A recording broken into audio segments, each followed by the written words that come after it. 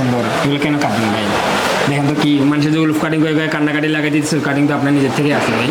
ভাই দোকানের মালিক চিল্লাচিল্লি করে তো তার জন্য। এখন কি কাটিং কাটতে চান? ভাইয়া টেপার ফিট। টেপার ফেট কাটতে চান? জি ভাই। তো আমি টেপার ফেটে কিন্তু একটু কোকড়ায় মোকড়ায় রাখতে হবে, দিক দিয়ে তুমি দেখা দেবে লাস্টে থেকে। তো শুরু করা থাকতে তারপর দেখা যাবে কেমন আছে কাটিংটা।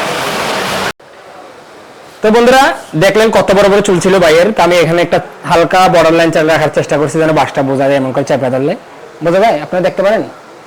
তারপরে পাশ থেকে এমন দিলাম, আর চিপগুলা সামনে দিয়ে লো দিলাম। আবার এখানে একটা আমি ভালো মতো একটা জিনিস আপনাদের কই, আমরা দেখছি চাইনিজরা ওই যে ইয়ারা চাইনিজ থাকাতে আবার ওই যে কি জানি কয় কোরিয়ারা সামনে দিয়ে চুলগুলো আমি চুক্কা করে রাখে, তা আমি চুক্কা স্টাইলে কাটলাম। এখানে কিন্তু এক সাইজের না, আপনারা দেখতে পারতেছেন চুলগুলো যদি আমি লাড়া দিই তাহলে এমনভাবে চুলগুলো আসে যেন সবগুলো চুল চুক্কা চুক্কা মনে হয়, কি দানা দানা মনে হয়।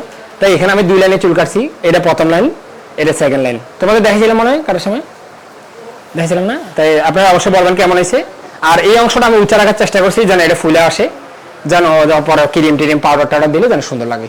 তো আমি এটা রাস্তায় বলবো এমন হালকা জাকে দিব, চুল টুল শ্যাম্পু করার পরে হালকা তেল তুল যেটাই যে যার মন চায় আর কি। এগুলো গণ রাখা হয়েছে যেন সুন্দর লাগে, আবার দেখে পুরোটা।